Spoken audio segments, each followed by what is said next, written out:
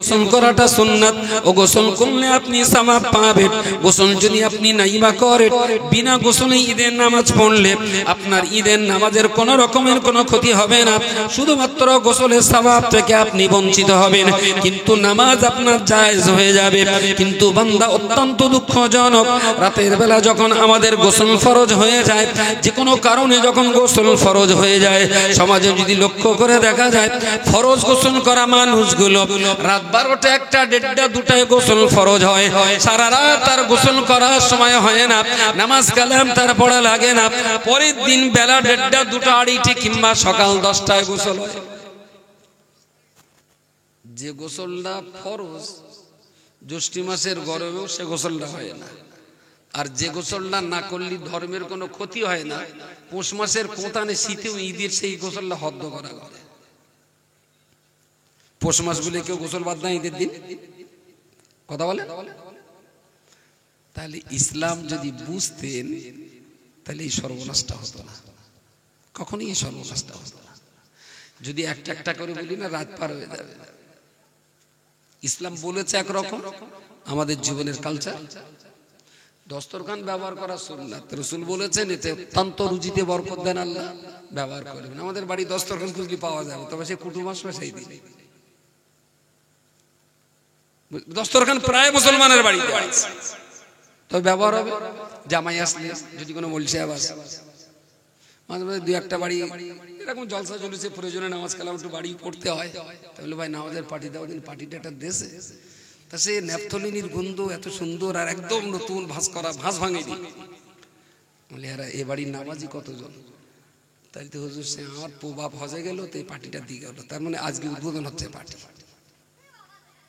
তোর বাড়ি নামাজের পার্টি নতুন মানে তাহলে তো মুসল্লি হুটোপাটা করতেছে। প্রিয় শ্রোতা মণ্ডলী, মনে রাখুন আমার আল্লাহ পাক রব্বুল আলামিন কোরআন শরীফের ভিতরে বলেছেন ওয়ালাকাদ কাররামনা বানি আদামা, ওয়ালাকাদ কাররামনা বানি আদামা। আমি আল্লাহ পাক রব্বুল আলামিন আমার আদম জাতিটাকে সবচেয়ে বেশি সম্মান দান করেছি। আমি আল্লাহ পাক রব্বুল আলামিন আদমের বংশধরের মর্যাদা সবচেয়ে বেশি দান করেছি। কোরআনুল কারীমের অপর একটা জায়গায় আল্লাহ বলেছেন ওয়াত্তিনি ওয়াজ-যাইতুনি ওয়া তুরি সিনিন ওয়া হাযাল বালাদিল আমিন লাকাদ খালাকনাল ইনসানা ফি আহসানি তাকওয়িম। রব্বুল আলামিন বলে দিয়েছেন বান্দারে ওয়াত্তিন ওয়াজ-যাইতুন ওয়া তুরি সিনিন ওয়া হাযাল বালাদিল আমিন, এই চারটি জিনিসের কসম করে আল্লাহ বলেছেন লাকাদ খালাকনাল ইনসানা ফি আহসানি তাকওয়িম। আমি আল্লাহ আমার সৃষ্টি জগতের ভিতরে আসমান জমিন পাহাড় পর্বত নদী নালা আর গাছপালা যা কিছু সৃষ্টি করেছি, আমি আল্লাহ আমার সকল সৃষ্টির ভিতরে সবচেয়ে সুন্দর আকৃতি দিয়ে মানুষকেই সৃষ্টি করেছি। জোরে সরে বলুন সুবহানাল্লাহ। মানুষের মতো এত সুন্দর করে আমি আর কাউকে বানাই, কাউকে বানাই, কারণ অন্যান্য সৃষ্টি করার সময় কেউ বাধা টাধা দেয়নি, তাই না? আর মানুষ সৃষ্টি করার সময় আল্লাহকে বাধা দিয়েছিল একটা জাতি, কারা তারা? কারা? ফেরেশতারা। এরা যেহেতু বাধা দিয়েছিল, আর আল্লাহ কি কারোর বুদ্ধিতে চলে? এখন আমি এখানে ওঠার সময় একজন বুদ্ধি দিলে হুজুর আজকে না সুর নাসের ব্যাখ্যা একটু করবেন, আমারও না মনটা খারাপ হয়। আমি উঠে দেখবো আগে আমার অডিয়েন্সের চোখ মুখ, আমি দেখবো তেল যদি খুব গরম থাকে তাহলে চপ ছাড়বো, ঠান্ডা তেলে চপ ছাড়লে তো ফুটবে না। তাহলে বক্তৃতা ভাই অন্যের যুক্ত মধ্যে করতে হবে তা তো হবে না। আমি আগে ক্ষেতটা দেখবো, মাটিটা দেখবো জো আছে কিনা, তারপরে এই মাটিতে ধান হবে না পাট হবে, ক্যাপসিকাম ভালো হবে না কপি ভালো হবে, সব মাটিতে সব মাটিতে সব চাষ। তা আমারে ভাই আগে খেতে উঠতে দে, আমি মাটিটা দেখি, এই মাটি কি চায় সেটা দেখি, তারপরে বুঝবো। কোরআনে তো হাদিসে তো জ্ঞানের কথা তো আল্লাহর রহমে কম নেই, বহুত আছে। তো যে কোনো অডিয়েন্সে যে কোনো কথা বললে শ্রোতা খাবে না, কখনো খাবে না। পৌষ মাসে রাত 2টার সময় যদি আইসক্রিম দেই, ফ্রি আইসক্রিম, এটা খাবে? কথা বলে হবে না। তাহলে স্থান কাল পরিবেশ বুঝে আমাকে মেহমান যত্ন করতে হবে। একদম কনকনে গরম, একেবারেই বলা যেতে পারে 45 ডিগ্রি তাপমাত্রা, বেলা 1-1.5টা, প্রচন্ড রোদ, মাঠে গরিব মানুষ পাট নেড়াচ্ছিল। সেই সময় যদি ওর একদম গরম তেলে ছাঁকা বেগুনি দেওয়া হয়, সেও গরম, খুব কি ভালো বলবে মনে হয়। পেঁজি চপটা খুব ভালো যদি এরকম আমটি আমটি শীতই হয়। আইসক্রিমটা খুব ভালো যদি দিনের বেলা তাপমাত্রা বাড়তি হয়। তাহলে আমি ভাই আমার শ্রোতাদের কি খাওয়াবো, এ তো তোর বুদ্ধিতে গেলে আমার হবে না ভাই। আমার শ্রোতার চোখ মুখ দেখতে দিতে হবে, আমি শ্রোতা বুঝবো কিভাবে তারা নেবে।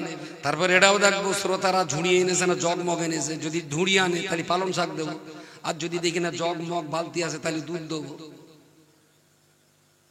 আমার কথা বলা যায়, অস করলেই যে শ্রোতা খাবে এটা কখনো আমি বিশ্বাস করি। সাইকোলজিক্যাল দিকটা আগে দেখতে হয় যে শ্রোতার মন মানসিকতা কোন দিকে যাচ্ছে। ঝুড়ি পেতে রেখেছে আর আমি দিচ্ছি দুধ। বাড়ি গিয়ে যখন খোকার মা জিজ্ঞেস করে তুই কি নিলে, তাহলে ঝুড়িটা লিখলো তো ফেদাইতে তো কিচ্ছু নেই, থাকবে কি করে। মৌলী সাহেব যা ঝুড়ি দিয়েছে দুধই দাঁড়ায়, ওই ঝুড়িটি কখনো দুধ দাঁড়ায়? ওতে পালং শাক দিতে হবে, দুটো মূলো দিতে হবে, বেগুন দিতে হবে, তালি থাকবে ওতে দুধ। প্রিয় শ্রোতা মণ্ডলী, তাহলে আমার বক্তৃতা আমার অডিয়েন্সের উপরে নির্ভর করবে আল্লাহ পাক রব্বুল আলামিন তার এই সুন্দর জগৎ সংসারটাকে কিভাবে তিনি সাজাবেন, কাকে কিভাবে তিনি তৈরি করবেন, এটা তো তার নিজস্ব ব্যাপার। আল্লাহ পাক যখন মানুষ সৃষ্টি করতে চাইলেন, ফেরেশতা মণ্ডলী বাধা দিয়ে বললেন আতাজআলু ফিহা মান ইফসিদু ফিহা ওয়া ইয়াসফিকুদ দিমাআ ওয়া নাহনু নুসাব্বিহু বিহামদিকা ওয়া নুকদ্দিসু লাকা। রব্বুল আলামিন আল্লাহ, আপনি এই দুনিয়াতে আবার মানব সৃষ্টি করতে যাবেন, ওরা নিজেরা দাঙ্গা করবে, নিজেরা মারপিট করবে, রক্তাক্ষয়ী সংগ্রাম করবে। আমরা ফেরেশতা মণ্ডলী আপনাকে অনুরোধ করে বলছি আল্লাহ, এই দুনিয়ার জমিনে আর মানব সৃষ্টি করতে যাবেন না। ফেরেশতা মণ্ডলী যেহেতু আল্লাহকে বাধা দিয়েছিলেন, আল্লাহ পাক রব্বুল আলামিন সেই জন্য বান্দাকে যত সুন্দর করে তৈরি করবেন, তার চাইতে আরো অধিক পরিমাণ সুন্দর করে বান্দাকে সৃষ্টি করার লক্ষ্য উদ্দেশ্য ছিল একটাই, ও ফেরেশতা তোমরা তো তৈরি করতে বারণ করেছিলে, আর আমি আল্লাহ তৈরি করেছি, এবার দেখে বলো আমার বান্দা তৈরি করে ঠিক করেছি না ভুল করেছি। তো বান্দাকে আল্লাহ সৃষ্টি করেছেন জগতের যা কিছু সৃষ্টি আছে, আরশ মহল্লা কার তৈরি? আল্লাহ তৈরি। মানুষ কার তৈরি? আরশ মহল্লা বেশি সুন্দর না মানুষ বেশি সুন্দর? ভয় ভয় লাগছে, কথা বলেন কথা বলেন। মানুষ সুন্দর আর আরশ মহল্লা মানুষের চেয়ে বেশি না? তুমি জানি হেকমত দিয়ে উত্তর দিলে জোড়াও সুন্দর এরাও সুন্দর, তাহলে বেশি সুন্দর আরশ মহল্লা। তো ছাড়িস না বলছি, কাল কি আবার বলো কোনো শালা আছে বলে ওই দেখো আল্লাহর আরশের বেইজ্জতি করেছে। কিছু মানুষ আছে বিদ্যে দুগের আমার বুদ্ধি 3 কুইন্টাল, এত অতিরিক্ত বুদ্ধি, আর ওরা এত বুদ্ধি নিয়ে ঘুমোয় কি করে রাত্রিবেলা, বিশাল বুদ্ধি, কথা বুঝবে না সজবে না, শুধু উল্টো পাল্টা মন্তব্য করবে। করুক। জগৎ বিখ্যাত একজন বাদশা ছিলেন, ইরাকে তার রাজত্ব চলতো, বাদশা হারুন রশিদ রাহমাহুল্লাহ। তার স্ত্রী ছিলেন বেগম জোবাইদা। মেঘমুক্ত পূর্ণিমার আকাশে স্বামী স্ত্রী দুইজন ঘরের ছাদে জোবাইদার উরতের উপরে মাথা দিয়ে হারুন রশিদ শুয়ে শুয়ে দেখছিলেন মেঘমুক্ত আকাশের নিষ্কলুষ পূর্ণিমার চাঁদটা, আর আল্লাহর প্রশংসা করছিলেন। জোবাইদা জিজ্ঞেস করলেন কি বলছেন মনে মনে? তা বলছে আলহামদুলিল্লাহ বলছি। তাহলে হঠাৎ বলছে না জোবাইদা দেখো আসমানের চাঁদটা কি সুন্দর লাগছে, নীল আকাশে একেবারেই চাঁদের যা সৌন্দর্য ছিল যেন এখন উজাড় করে দিয়েছে। হারুন রশিদ যখন চাঁদের প্রশংসায় ব্যস্ত, বেগম জোবাইদা তখন একটু একটু হেড করলেন আর কি, একটু কথাটাকে খানিকটা একটু ঘৃণা করে, ও চাঁদ, ও চাইতে আমি অনেক সুন্দর। খুব খুব অবজ্ঞা, হারুন রশিদের কথাটাকে খুব অবজ্ঞা করি বলে, ও চাঁদ, ওর চাইতে আমি অনেক সুন্দর। হারুন রশিদ উঠে বললেন, জোবাইদা তুমি সুন্দরী না হলে আমি কিন্তু তোমার বিয়ে করতাম না। তুমি ইরাক সুন্দরী, তুমি বিশ্ব সুন্দরী বলেই তোমাকে বিয়ে করেছি। তো তুমি আকাশের চেয়ে বেশি সুন্দর, এই কথাটা একটু গরম গরম হচ্ছে না, অহংকার মানা হচ্ছে না? বলছে না না, অহংকার করবো, যেটা সত্যি সেটা সত্যি। আমি আসমানের চাঁদের চেয়ে সুন্দর। তো বলছে তুমি আবার আমার মুখের উপরে কথা বলছো, চাঁদের চেয়ে তুমি সুন্দর? বলছে আমি চাঁদের চেয়ে বেশি সুন্দর। তো বলছে দেখো এইটা নিয়ে তুমি আমার সঙ্গে বাড়াবাড়ি করো না।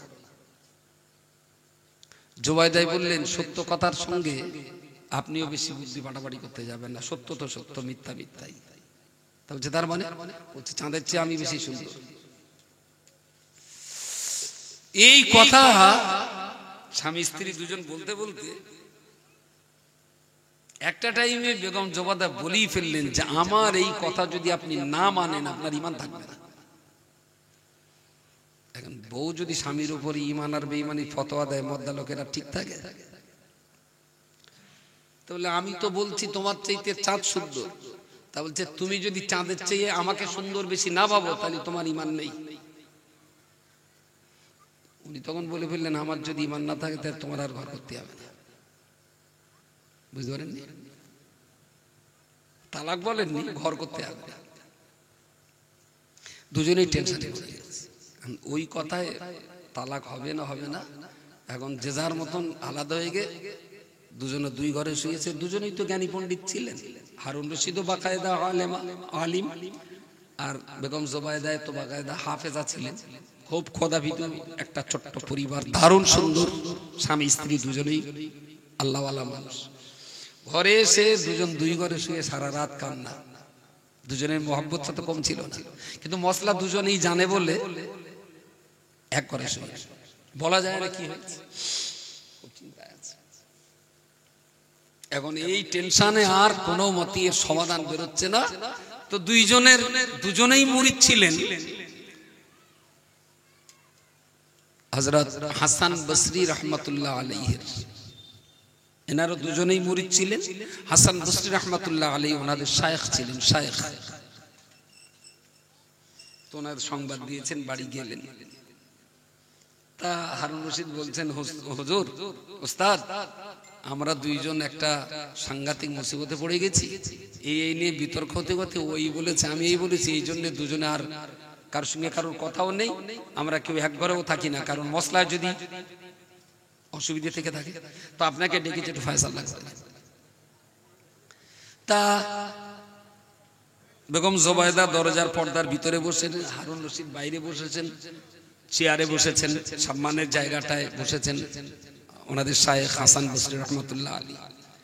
তা শুনে বুঝে বললেন, আচ্ছা রাবিয়া, জোবাইদা, তা তোমার স্বামী যে কথাটা বলছেন এইটা একটু মেনে নিলে হতো না?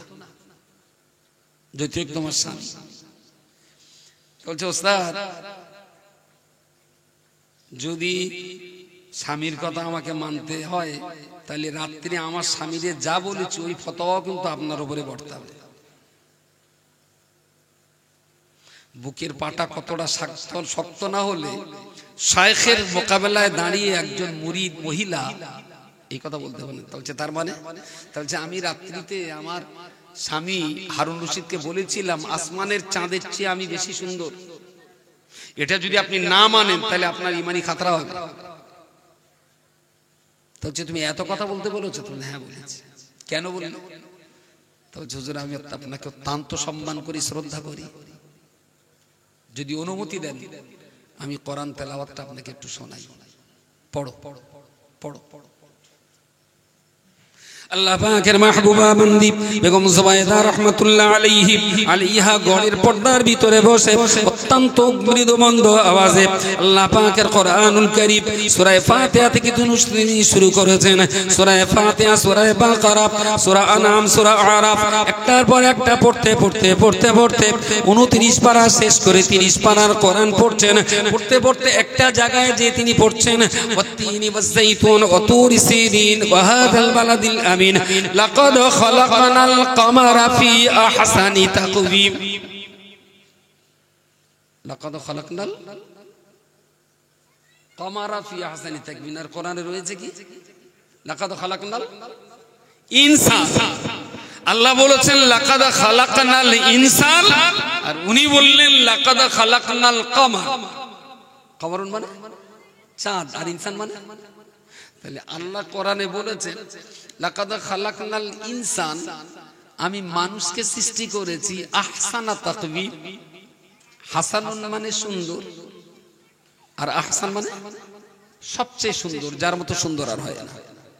তো আল্লাহ কোরআনে বলেছেন যে আমি মানুষকে সবচেয়ে সুন্দর করে তৈরি করেছি, আর উনি ওনার পীরকে শাইখকে শোনাবার সময় বললেন লাকাদ খালাকনাল কামারা ফি আহসানি তাকবীর।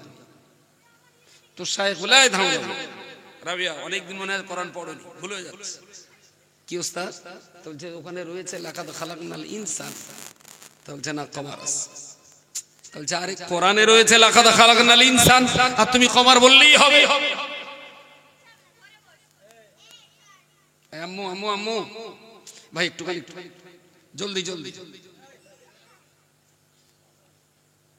লাকাদ খালাকনাল কামার লাকাদ খালাকনাল ইনসান, বললেন কোরআনে রয়েছে তো ইনসান, তুমি কামার বলছো কেন?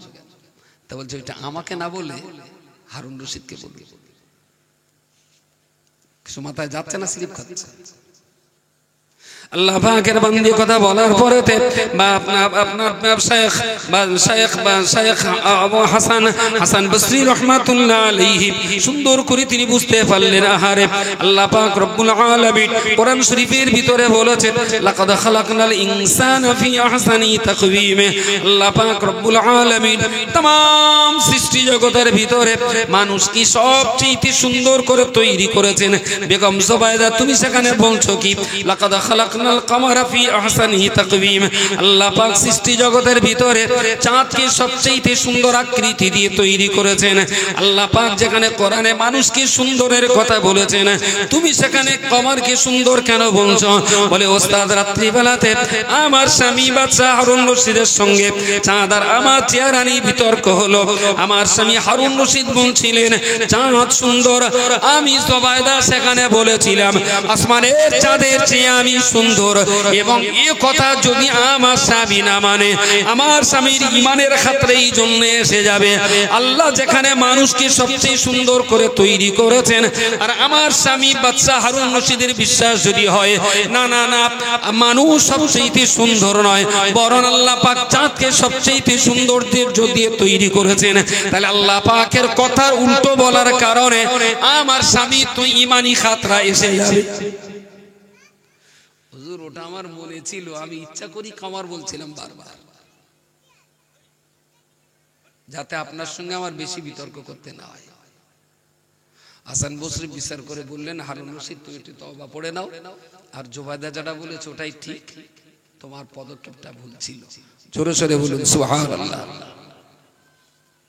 ওখানে যদি হাসান বসরিকে না দেখে আমারে ডাকতো, তাহলে আমি দেখতাম হাসান বসরি বছর বছর সভা দিতে আমার 1.5 লাখ টাকা করে পয়সা দেয়, আর এই ফতোয়া যদি ওর বিরুদ্ধে যায় হয়তো সামনে বছর দাওয়াত করবে না। মাল একটু ঘুরিয়ে দিল। দেখো রাবিয়াও যেটা বলেছে সেটাও ঠিক, হাসান বসরি যেটা বলেছে ওটাও ঠিক, এনে খুব একটা বিতর্ক নেই। তার মানে সাপও না মরুক, লাঠিও না পাবো, আবার আসা যাবার লাইনটাও ক্লিয়ার থাক। হাসান বসরি এই ধরনের কোনো ব্যবসাদার শাইখ ছিলেন না, খুব ক্লিয়ার কাট বলে দিলেন হারুন রশিদকে তুমি বাদশা হতে পারো, কিন্তু জুবাইদার ইলমের কাছে তোমার কমি আছে। জুবাইদা যেটা বলেছে ওটা ঠিকই বলেছে। প্রিয় শ্রোতা মণ্ডলী মনে রাখুন, তাহলে আল্লাহ পাক কোরআনের ভিতরে কসম করেছেন তিন হলো একটা ফল সৌদি আরব কান্ট্রিতে পাওয়া যায়, ওয়াজাইতুন এটাও হলো আরেক ধরনের খাদ্যদ্রব্য ফল। অতুর সিরিন যে পাহাড়ের উপরে নবী নূহ আলাইহিস সালামের কিস্তি থেমে গিয়েছিল। 4 নম্বরে ওয়াহাযাল বালাদিল আমিন আমানাতের শহর মক্কা আল মুকাররমা। তিনের কসম, জাইতুনের কসম, তুরে সিরিন পাহাড়ের কসম, মক্কা মুকাররমার কসম, চারটি জিনিসের কসম করে আল্লাহ বলেছেন লাকাদ খালাকনাল ইনসানা ফি আহসানি তাকওয়িম। আমি আল্লাহ পাক আমার সৃষ্টি জগতের ভিতরে আদম জাতিটাকে সবচেয়ে সুন্দর আকৃতি দিয়ে তৈরি করেছি। ও আল্লাহর বান্দা মনে রাখো না, তাহলে तमाम দুনিয়াতে যা কিছু সৃষ্টি হয়েছে আল্লাহ পাক দুনিয়ার বাইরে কিংবা ভিতরে, আসমানের নিচে কিংবা উপরে, এই পানি আর মাটির উপরে কিংবা নিচে, অতল সাগরের গহ্বরে যা কিছু প্রাণী আর যা কিছু বস্তু থাক না কেন, এই সমস্ত বস্তু প্রাণী জগতের তুলনায় আল্লাহ পাক আমাকে আপনাকে ইনসান হিসেবে আমরা যারা মানুষ বলে পরিচয় দিই, আমাদের চেহারা আল্লাহ সবচেয়ে সুন্দর করে তৈরি করেছেন। জোরে সোরে বলুন সুবহানাল্লাহ। তাহলে আকৃতিগত সৌন্দর্যের দিক থেকে আমরা সৃষ্টি জগতের কতজনের ভেতরে, ধরুন ধরুন ধরুন কুকুর একটা আল্লাহ সৃষ্টি প্রাণী, শুয়োর একটা প্রাণী, বিড়াল একটা প্রাণী, গরু একটা প্রাণী, গন্ডার একটা প্রাণী, আম গাছ একটা আল্লাহ সৃষ্টি করা উদ্ভিদ, বট গাছ একটা উদ্ভিদ, এইরকম কত সৃষ্টি আছে আল্লাহ। কত? যারা 18,000 বলেছেন মনে মনে একটু তওবা পড়ে নেবে না। সবচেয়ে চালাক হলো ওই দুরকম গাছ জ্যাকেট পরে রেখেছে, ওকে ওকে বেটিবে না। বসে রয়েছে ঠিক বোঝা যাচ্ছে না, বেটে মুসলমানের গেরো ঘন আর বুদ্ধিও বেশি হয়। আচ্ছা আচ্ছা, আল্লাহ পাকের সৃষ্টি যদি আপনি গুনে যদি বলেন যে 18,000, তাহলে যেদিন গোনা হয়েছে তারপরে সৃষ্টি হয়নি। গুনে ফেলেছেন মানে পরে আর সৃষ্টি হয়নি। আর যদি পরে সৃষ্টি হয়ে থাকে তাহলে আপনার সংখ্যাটা ঠিক নেই। তাহলে গুনে ফেলাম একটা সংখ্যা বলা মানেই তাহলে প্রমাণিত হচ্ছে আল্লাহ সৃষ্টি শেষ হয়ে গেছে। এটা কি ঠিক বুকটুকে বলা যায় যে আল্লাহ সৃষ্টি শেষ? শেষ কখনোই বলা যায় না। আল্লাহ আসমান জমিন পাহাড় পর্বত নদী নালা, আসমান জমিনের ভিতরে আর বাইরে আরো যে কোথায় কত কি আছে তার হিসাব আমরা ছাড়া, আল্লাহ ছাড়া। মেয়ারাজের রাত্রিবেলাতে ফেরেশতা জিবরাইল প্রিয় রাসূল সাল্লাল্লাহু আলাইহি ওয়াসাল্লামকে নিয়ে এক এক করে সপ্তম আসমান অতিক্রম করে একটা জায়গায় যে সিদরাতুল মুনতাহাতে যে জিবরাইল দাঁড়িয়ে পড়লেন। রাসূলুল্লাহ বললেন চলুন। ফেরেশতা জিবরিল আমিন আলাইহিস সালাম বললেন ইয়া রাসূলুল্লাহ, এখান থেকে আর একটু আমার এগিয়ে যাওয়ার পারমিট নেই, আমি আর এগিয়ে যেতে পারছি না। তবে যে এখন উপায় যে আপনাকে একাই যেতে হবে। ফেরেশতাদের ভিতরে চারজন শ্রেষ্ঠ, জিবরাইল, ইসরাফিল, মিকাইল, আজরাইল। তো তার ভিতরে সবচেয়ে সম্মানীয় ফেরেশতা জিবরিল আমিন আলাইহিস সালাম, যিনি আল্লাহর কাছ থেকে ওয়াহী নিয়ে নবীদের কাছে পৌঁছে দেন।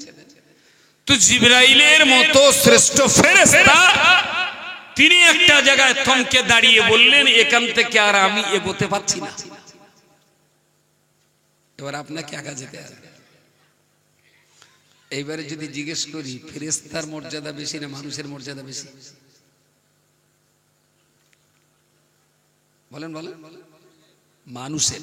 তাহলে মানুষ যে জায়গায় যেতে পারছে ফেরেশতা সেখানে দাঁড়িয়ে পড়ছে। ফেরেশতা বলছে পারমিট নেই, আমার শক্তির বাইরে, আমি আর এক চুল পরিমাণ জায়গা এগোতে পারবো না, আপনাকে একাই যেতে হবে। রাসূলুল্লাহ সীমান্ত পার করে আস্তে আস্তে এগোচ্ছেন।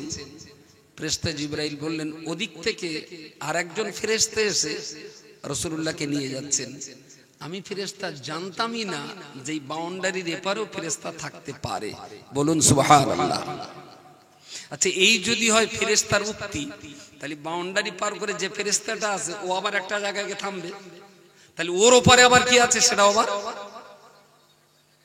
তাহলে আমাদের এই চোখ কতটুকু দেখেছে পৃথিবীর?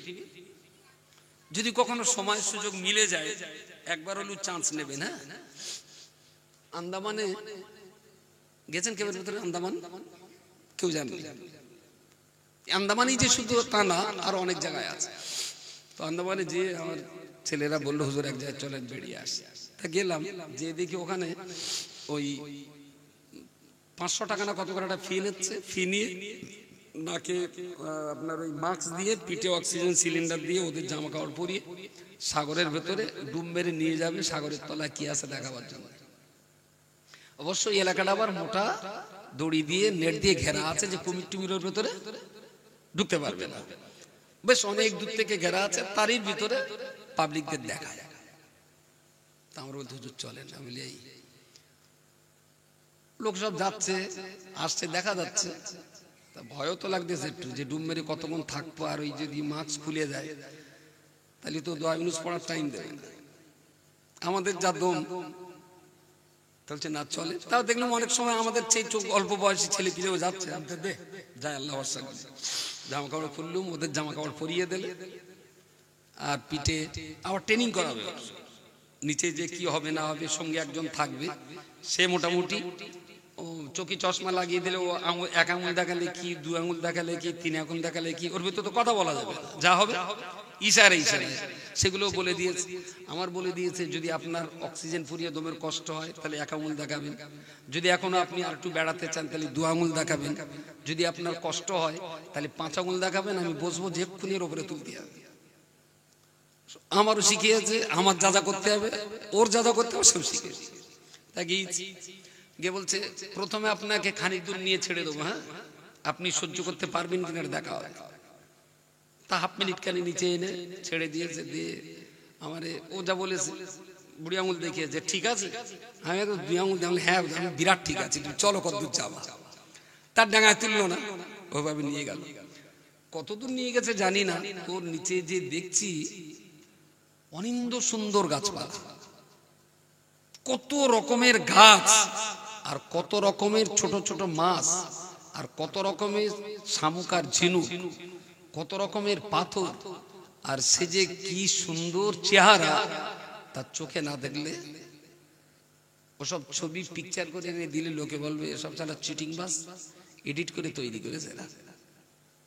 তো পৃথিবীর উপরে যা সৌন্দর্য আছে, আমার তো মনে হলো এর চাইতে কত লক্ষ কোটি গুণ সৌন্দর্য যে সমুদ্রের তলদেশে আছে, তার কোনো ইয়াত্তা নেই। তাও আমরা তো গিয়েছি কত দূর, খুব বেশি হলে ধরুন কত 20-30 মিটার নিচে, আর আটলান্টিক মহাসাগর যা 20-25 কিলোমিটার নিচে, সেখানে আরো কি না থাকতে পারে।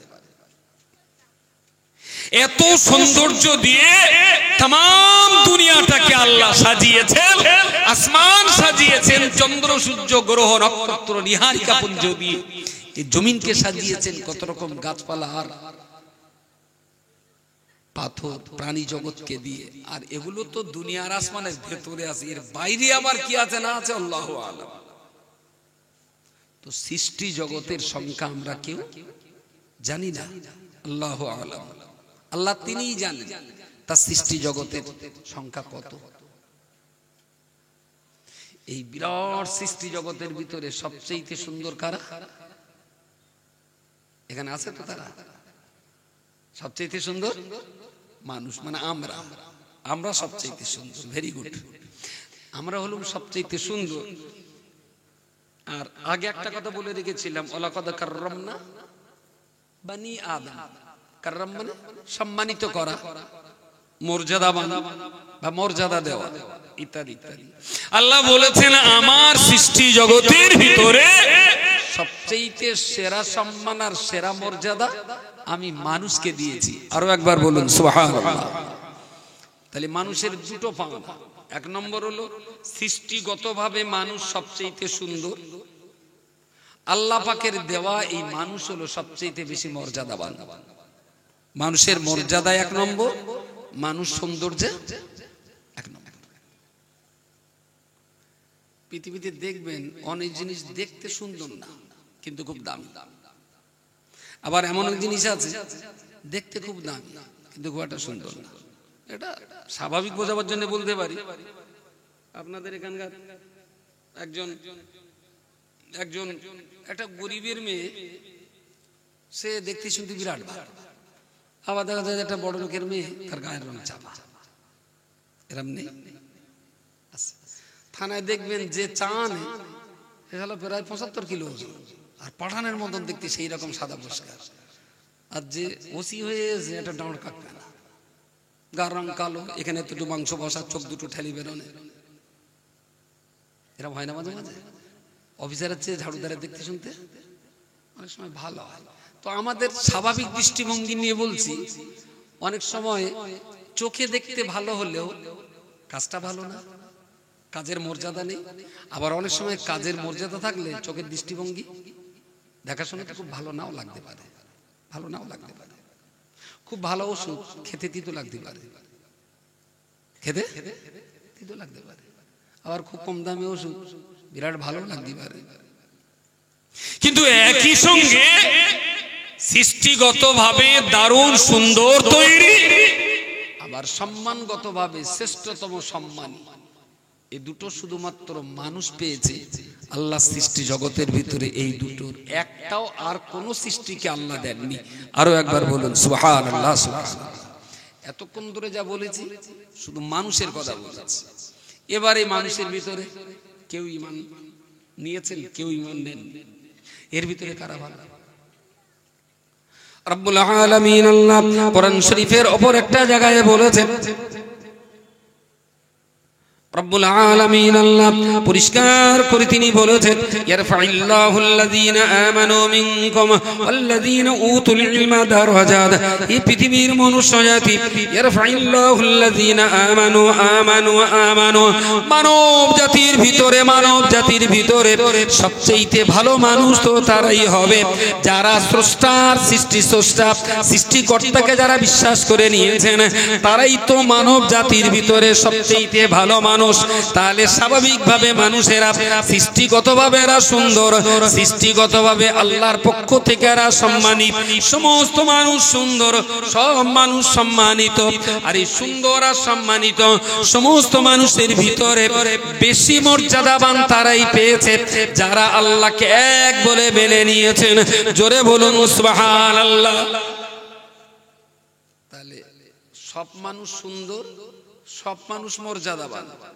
আর এই মানুষের ভিতরে বেশি মর্যাদাবান তারাই যারা আল্লাহর একত্ববাদকে মেনে নিয়েছেন। তাহলে পৃথিবীর যারা আল্লাহকে মানেনি তাদের থেকে আমরা এবার আলাদা হয়ে গেলাম।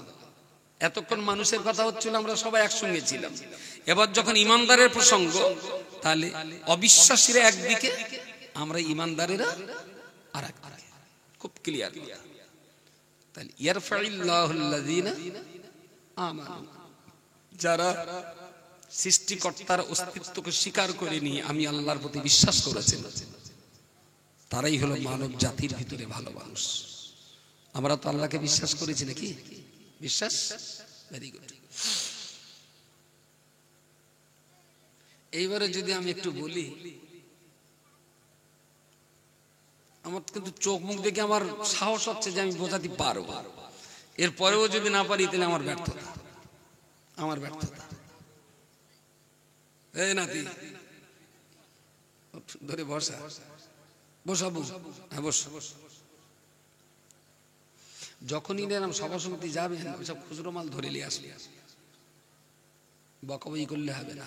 এখন থেকে যদি ওদের এনে কোলের কাছে বসিয়ে রাখতে পারেন, ইনশাআল্লাহ আস্তে আস্তে ওদের অভ্যাস হবে। আর যদি এখানে না আনেন, তাহলে ফুসকা কোথায় হাতে সাপ মারবে, হনুমানের সেই মুখোশ পরে বাড়াবে, ওইসব করবে। কিছু লোক একটু রেগে টেগে যায়, রাগলি হবে না। আপনি তো এই গ্রাম থেকে চলে যাবেন, গ্রামটা কাদের হাতে রেখে যাবেন, তাই না? তাহলে পরবর্তী প্রজন্ম আমাদের তৈরি করে রেখে যাওয়ার ডিউটি। এখন থেকে অভ্যাস করুন। তিনটে স্তর বলেছি: সৃষ্টিগত সৌন্দর্য, আল্লাহ প্রদত্ত সম্মান, ঈমান নেওয়ার জন্য বাড়তি সম্মান। ইয়ারফাইল্লাহুল্লাযীনা আমানু। এবারে ফিরে আসো, কথা বলো না শোনা। আব্বু একদম কথা না, না আবার বলে তুলে দিলে হবে না, থামিয়ে রাখতে হবে একদম।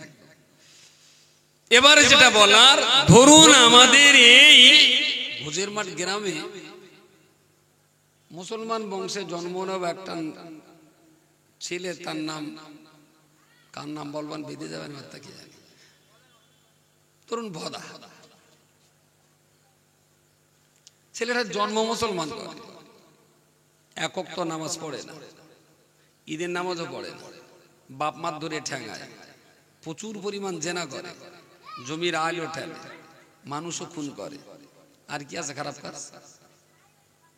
যত রকমের খারাপ কাজ সব করে, কোনো ভালো কাজ নেই। সব আজকে হবে, সকাল থেকে টুকটাক বৃষ্টি, কমিটির ছেলেপিলের মন তো খুব খারাপ। ও তখন চুল্লুকে টলতি টলতি যাচ্ছে রাস্তা, তাই এরা বলতে চাই দা কি হবে নি, বৃষ্টি যদি হয়, এত সুন্দর একটা মজলিস কিছু কি হবে নি। ও তখন টলতি ভাই করতে হবে না, আল্লাহ দা খাওয়ালে গেছে, তাই আর মাল বলে একদম পুরো চুরুট হয়ে গেছে। বলতে তোর অত চিন্তা করতে হবে না, আল্লাহ কপালে যা রেখেছে। তাহলে বলতে হবে ওর ভিতরে খুব শস্য দানা পরিমাণ হলেও ঈমান ভেরি গুড। জীবনে নামাজ পড়িনি, রোজা করিনি, হজ করিনি, যাকাত দেয়নি, বাপ মাকে মেরেছে, সুদ খেয়েছে, জেনা করেছে, মানুষ খুন করেছে, এত অপরাধ করার পরেও সে যখন বলছে আল্লাহ কপালে যা রেখেছে তাই হবে, তার মানে ঈমান একটুখানি হলেও ওর ভিতরে ঈমান আছে। ওই কথাটা বলেই মরে গেছে। এবার হিসেব আসে, এক ওয়াক্ত নামাজ কাজা করলে 2,88,00,000 বছর জাহান্নামে পড়তে হয়। এখন এত বছর দিলি না, কম্পিউটারে হিসেব করা যাবে না, ওইটা আমি কম করে দিচ্ছি জাস্ট বোঝাবো। ধরুন সারা জীবন নামাজ পড়িনি, তার জন্য 100 বছর জাহান্নাম। ধরুন প্রচুর জেনা ব্যভিচার করেছে, তার জন্য 100 বছর জাহান্নাম। ধরুন পিতামাতাকে ঠেঙিয়েছে, তার জন্য 100 বছর জাহান্নাম। ধরুন 20-50টা মানুষ খুন করেছে, তার জন্য 100 বছর জাহান্নাম। মদ, চুল্লু, গাঁজা ইত্যাদি খেয়েছে, তার জন্য 100 বছর জাহান্নাম। লোকের জমি টমি কেড়ে কুড়ে নিয়েছে, তার জন্য 100 বছর জাহান্নাম। ও জীবনে যা পাপ করেছে সমস্ত পাপ হিসেব করে দেখা গেল যে 1000 বছরও জাহান্নামে পড়তে হয়। 1000 বছর তো হাসরের মাঠে বিচারান্তে ওরে জাহান্নামে ফেলে দেওয়া হলো, পড়তেই থাকলো। তো যত রকমের গোনা করেছিল সেই গোনার পরিমাণ জাহান্নামের আগুনে পড়তে পড়তে পড়তে পড়তে 1000 বছর পার হয়ে গেছে। এইবার ওর কোথায় দেবে আল্লাহ? যতটা অন্যায় ছিল জেলখানায় সাজা হয়ে গেছে, এইবার ওর কোথায় দেওয়া? জান্নাতে। কিসের বিনিময়ে? কিসের বিনিময়ে? দ্যাট ইজ ঈমান। ঈমানের বিনিময়ে। যে মালিকের কোনো কথা শুনেনি, কিন্তু এইটা মনের ভিতরে একটুখানি বিশ্বাস করেছিল মালিক একটা আছে এবং তিনি আমার আল্লাহ। তাহলে এতটুকু ঈমানের বিনিময়ে ও জান্নাতে যাবে। কত বছর পর ওখান থেকে বের হবে? না, জাহান্নামে গিয়েছিল তো পাপের কারণ, যতটা পরিমাণ পাপ ততটা পরিমাণ শাস্তি হয়ে গেছে। এবার ঈমানের কারণে ওকে কোথায় দেওয়া হবে? জান্নাতে। কত বছর থাকবে? তাহলে সারা জীবন মানে জীবন ফুরবে কোনোদিন? অনন্তকাল, যে কালের কোনো শেষ নেই। Very good. তাহলে এই ঈমানটার জন্য অনন্তকাল জান্নাত পাওয়া যাবে। ওকে, এবারে বলুন জান্নাতের দাম কত? জান্নাতের দাম কত? রাসূলুল্লাহ বলেছেন জান্নাতের দেওয়ালগুলো সোনার ইট হবে, মেশক জাফরানের মশলা হবে, দুটো ইটের ফাঁকে বালি মাটির মশলা হবে, দারুণ দারুণ পাথরের গাছ হবে, সেই পাথরে আবার ফল হবে, গাছ আবার বাড়া কম হবে, তার মাঝখানে খাল থাকবে, অনেক সুন্দরী মহিলা নারী পুরুষ থাকবে, তারা জান্নাতি নারী পুরুষদের মনোরঞ্জন করাবে, ইত্যাদি ইত্যাদি বহুত কিছু জান্নাতের ভিতরে আছে। এখন জান্নাতের দাম যে কত তা তো ঠিক করে বলা যাবে না, তবে একটা ধারণা দেওয়া যেতে পারে। রাসূল বলেছেন দুনিয়াতে আল্লাহ যত সম্পদ দিয়েছেন সব সম্পদ যদি বিক্রি করে দেওয়া হয় জান্নাতের ভিতরে ছোট্ট 1 ফুট জায়গা দাম হবে না। সুবহানাল্লাহ বলেন। এবার দুনিয়াতে কি আছে? কত দাম আছে দুনিয়ার? আচ্ছা দুনিয়ার দাম কত পরে দেখা যাবে। আমাদের আমাদের আমাদের ঘোষের মাঠের দাম কত এটা দেখা যাবে। ঘোষের মাঠে কত মানুষের বাস? 1,500। পৃথিবীতে এখনো একটা দেশ আছে, একটা না একাধিক দেশ আছে যেখানে মানুষ কেনে বেচা হয় এবং খুব চোরাগোপ্তা ভাবি হয়। এরা অন্যের কাছে আমার শোনার কথা, ঠিক নাও হতে পারে। কি হয় তাদের কিনে? তার মানে খুব নামি হসপিটালে সেখানে কারোর একটা চোখ নেই, সে একটা চোখ লাগাবে, ও ভর্তি আছে। কারোর কিডনি নেই, সে একটা কিডনি লাগাবে, সে হসপিটালে ভর্তি আছে। কারোর হয়তো হার্টের অপারেশনে শিরা পাচ্ছে না, সে হসপিটালে ভর্তি আছে। এইরকম 10-15টা রোগী ভর্তি থাকবে। সেই রকম অবস্থায় একটা মানুষের রেট করে কিছু দালাল্লা আছে, কাজ দেওয়ার নাম করে নিয়ে যাবে। ওখানে নিয়ে যাওয়ার পর ওরা ওকে একটা চা খাওয়াবে, ও চা খেয়ে ঘুমিয়ে পড়বে, আর ঘুম ভেঙে দেখবে যে মানরব্যকে আমার দিনকে আমার নবী। বুঝতে পারেননি? ওর ওই ঘুম পাড়িয়ে ওর কিডনি দুটো বার করে দুজনকে দেবে, চোখ দুটো বার করে দুজনকে দেবে, হার্টটা ট্রান্সফার করে আরেকজনকে দেবে, রক্তগুলো নিয়ে 20-25টা রোগীকে দিয়ে দিল। তার মানে আমার এই দেহটা দিয়ে 20-25টা রোগীর বিভিন্ন জায়গায় বিভিন্ন রকম যন্ত্রাংশ দিয়ে সেটা হয়ে যাচ্ছে, এগুলো স্পেয়ার পার্টস। এইরকম জায়গায় একটা মানুষ প্রায় 70 লাখ টাকা বিক্রি হয়। একটা মানুষ যদি 70 লাখ হয়, তাহলে 1,500 মানুষের দাম কত? শুধু তো ঘোষের মাঠ, এটা তো ঘোষার মাঠ আর খোলা মাঠের দাম তালি কত? পশ্চিমবঙ্গে এইরকম গ্রাম আছে 36,000, আর এরম পশ্চিমবঙ্গ ভারতবর্ষে আছে প্রায় 35টা, আর এরম ভারতবর্ষ পৃথিবীতে আছে 256টা। তাহলে শুধু 256টা দেশের মানুষের দাম কত বলে? এবার সোনা দানা হিরে মণিকাঞ্চন আর এই টাকি, এই আপনার বাসন্তী হাইওয়ের পাশে 1 কাঠার দাম কত বলেন? ওটা যদি সায়েন্স সিটি যখন হয় 30 লাখ। আচ্ছা, ওটা যদি জাদুঘরের সামনে হয় 30 কোটিও হয়ে যেতে পারে। তাহলে জমিনের দাম কত, আর এই জমিনে বিচরণকারী মানুষের দাম কত, আর এই জমিনের তলায় সোনা হিরে মণি কাঞ্চন শৈবাল প্রবাল হাজারো রকমের মূল্যবান হিরে মণি কাঞ্চন যা পাথর আছে, তারই দাম কত? এই সমস্ত দামি জিনিস বিক্রি করলেও জান্নাতের 1 ফুট জায়গা দাম হবে না। একটা জান্নাত বড় কত? আল্লাহ পাক কোরআন শরীফের ভিতরে বলেছেন, আরদুহা কাউরুদিস সামাওয়াতি ওয়াল আরদি। ও বান্দা মনে রাখুন, রব্বুল আলামিন পরিষ্কার করে বলেছেন, আসমান আর জমিন একসঙ্গে জোড়া দিলে, আসমান আর জমিন এক, আরদুহা কাউরুদিস সামাওয়াতি ওয়াল আরদ, আসমান এবং জমিন একটার পর একটা জোড়া দিলে যতটা বড় হবে, আল্লাহ তৈরি এক একটা জান্নাত তার চাইতে বেশি বড়। জোরে বলুন সুবহানাল্লাহ। তাহলে এত বিরাট বড় একটা জান্নাত, এত দামি জান্নাত, আর ওই দামি জান্নাতে যাওয়ার জন্য যে ঈমানটুকু দরকার হয়, তাহলে এই জান্নাতটা জয় করার জন্য যে ঈমানের প্রয়োজন হয়, না জানি ওই ঈমানটা কত দামি। আর ওই ঈমানটা যে মানুষ 3 রাত ধরে বয়ে বেড়ায়, ওই মানুষটা না হলে কত দামি। কিছু যাচ্ছে না, স্লিপ খাচ্ছে,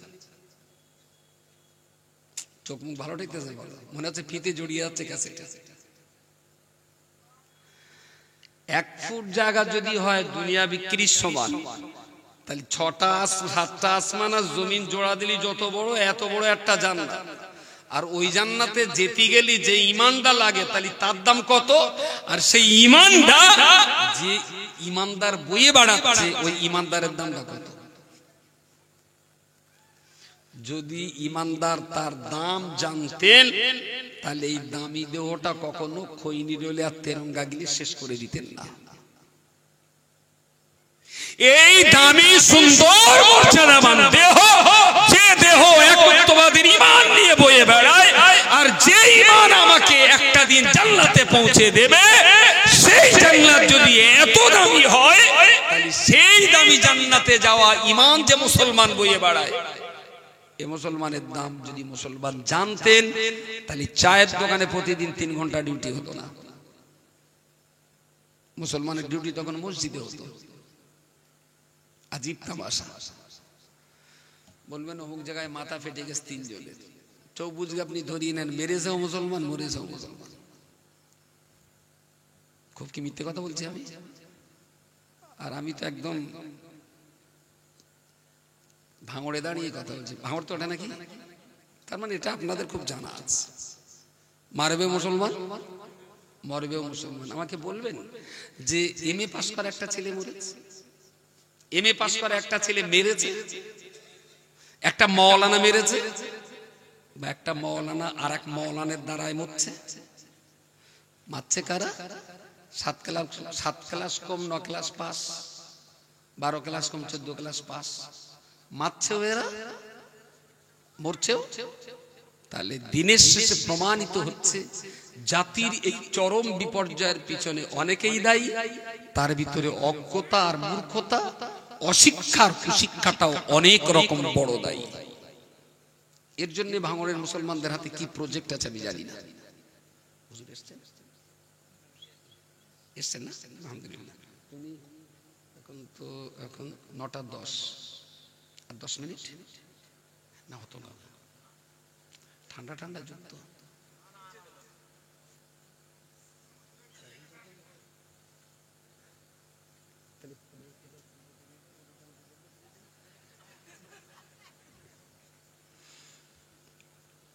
যে কথা বলছিলাম, ঠিক যে আয়াতটা পড়ে এ পর্যন্ত এসেছি, ইয়ারফাইল্লাহুল্লাযীনা আমানু, তারপরে আল্লাহ বলেছেন আল্লাযীনা উতুল ইলমা দারাজাত। সমস্ত মানুষ সৃষ্টিগতভাবে সুন্দর, সমস্ত মানুষ স্রষ্টার দেওয়া সেরা সম্মানের অধিকারী। এই সমস্ত মানুষের ভিতরে ঈমানদারদের মর্যাদা আরো বেশি, আর ঈমানদার মুসলমানের ভিতরে শিক্ষিত লেখাপড়া জানে যারা, তাদের মর্যাদাকে আরো আরো আরো বৃদ্ধি করে দিয়েছেন। আরো একবার বলুন সুবহানাল্লাহ। আল্লাযীনা উতুল ইলমা দারাজাত। যদি মর্যাদার উচ্চ শিখরে পৌঁছাতে হয়, লেখাপড়া শেখা ছাড়া কোনো কিছু দিয়ে এগিয়ে যাওয়া যাবে না। আমার কথা আপনার তিতো লাগতে পারে, আবার খুব মিষ্টিও লাগতে পারে। বেশি মিষ্টি লাগাও ভালো না, কারণ সুগারের রোগী আবার বিপদ আছে।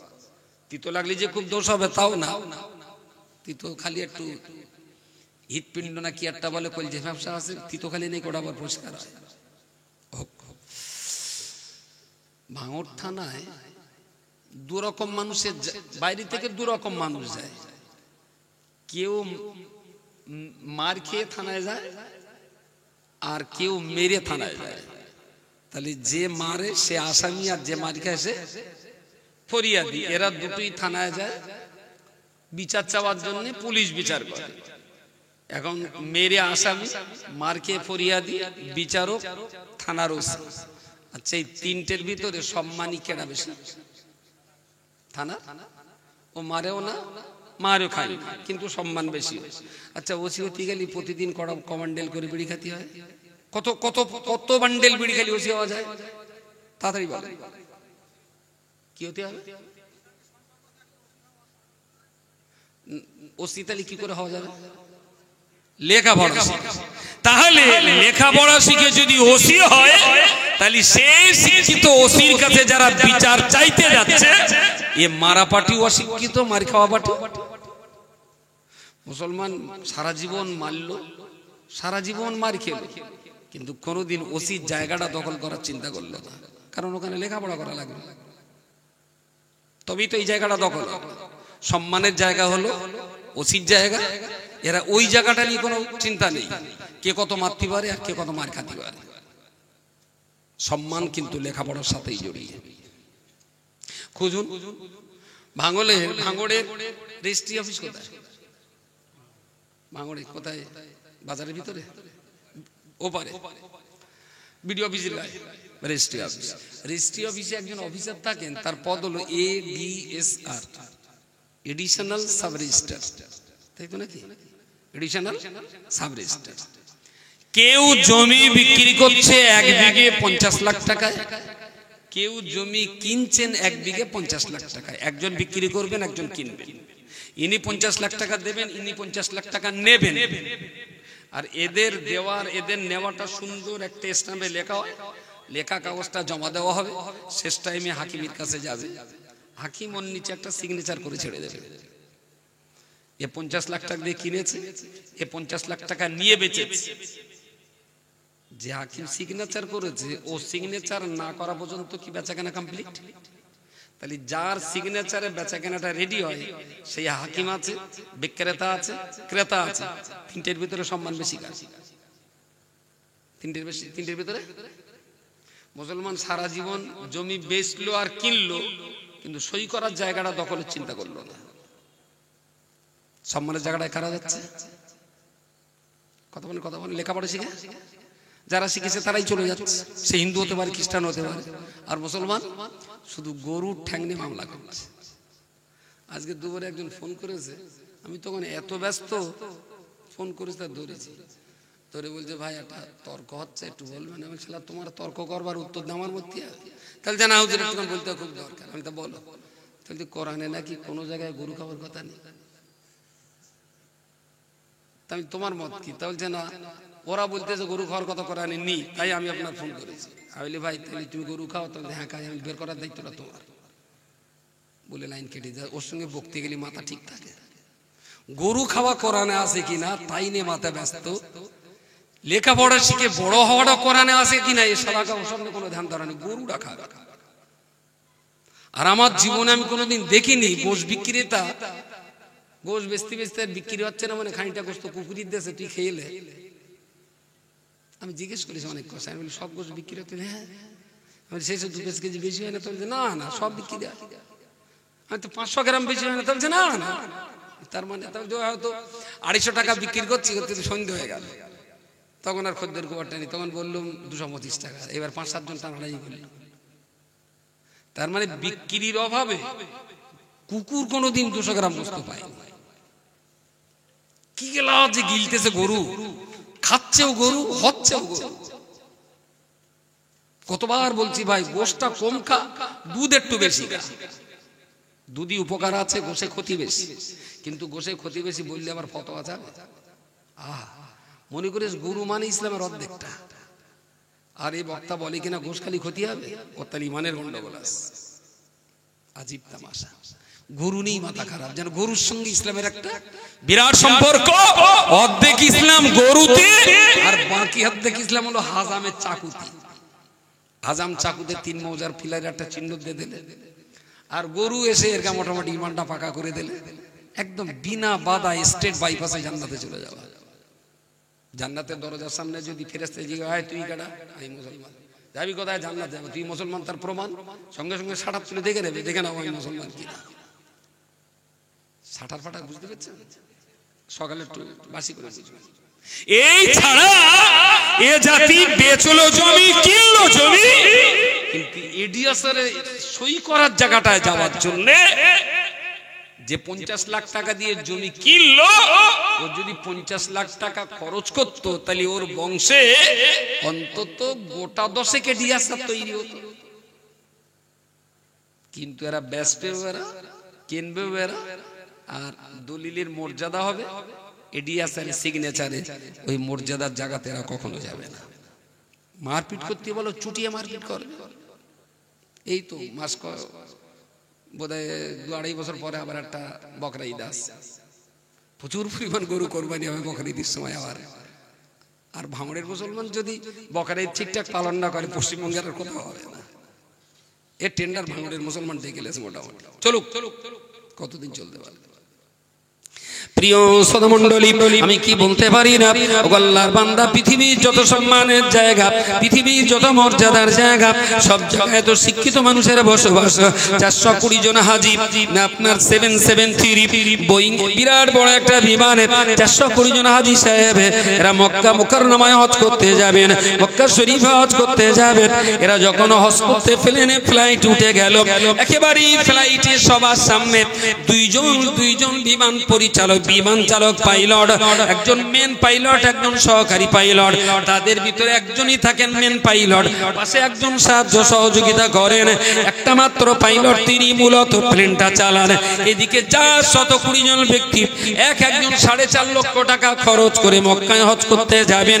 আমি কি জানতে পারি, এদিকে 4.5 লক্ষ হাজি যে ফ্লাইটের ভিতরে মজুদ, আর একজন পাইলট যিনি ফ্লাইটে মজুদ আছে। ওই বিমানের ভিতরে দাঁড়িয়ে যদি একবার মর্যাদা থেকে বিচার করি, এরা 450 প্যাসেঞ্জার, এরা 420 জন প্যাসেঞ্জার, আর একজন মাত্র পাইলট কিংবা ড্রাইভার। আমি যদি একটাবার তুলনামূলক জ্ঞানের বিচার দিই আর যোগ্যতার মাপকাঠি দিয়ে যদি বিচার করে বলি, এই 450 হাজির মর্যাদা বেশি না একটা পাইলটের দাম বেশি? ভাই কমরে যাও, তাহলে আমি মক্কা যাবো, আর আমার সোনার নবীর দেশে যাবো, আমি পাইলট একটু ঘুম লেগে তো টিকে চালাও দিলাম, তাহলে ভাই ও তো আমার দ্বারা হবে না। নবীর কবরটা জিয়ারত করতে পারবে কিন্তু পাইলটের মেশিন পত্র জিয়ারত করতে পারবে। তাহলে 400 হাজির মোকাবেলা একটা পাইলটের মর্যাদা, মর্যাদা ভেরি গুড। যদি ওই পাইলটটা একজন মুসলমান পাইলট হতেন, হাজী সাহেবরা যখন এক এক করে ফ্লাইট উঠবে, পাইলট সামনে দাঁড়িয়ে যদি বলতেন আসসালামু আলাইকুম রাহমাতুল্লাহ, I am pilot in this flight, no problem, no tension, তাওয়াক্কালতু আলাল্লাহ, হাজির হজ মনে হয় অর্ধেকটা ওখানে কবুল হয়ে যেত, যে আমি এই পাইলটের ফ্লাইট, আল্লাহর উপরে ভরসা করে চলুন, আমি আছি আপনাদের সঙ্গে, বাকি তাওয়াক্কালতু আলাল্লাহ। এরা 4.5 লক্ষ টাকা খরচা করে হজ করতে গেল, কিন্তু এই ফ্লাইটের পাইলট হওয়ার জন্য 420 জন হাজি যদি 1 বছরের টাকা দেয় 4.5 লাখ টাকা করে, তো অন্তত অন্তত অন্তত 200 পাইলট তৈরি হামেশাই করতে পারতাম। কিন্তু এরা হজ করেছে ফ্লাইটের পাইলট তৈরি করে।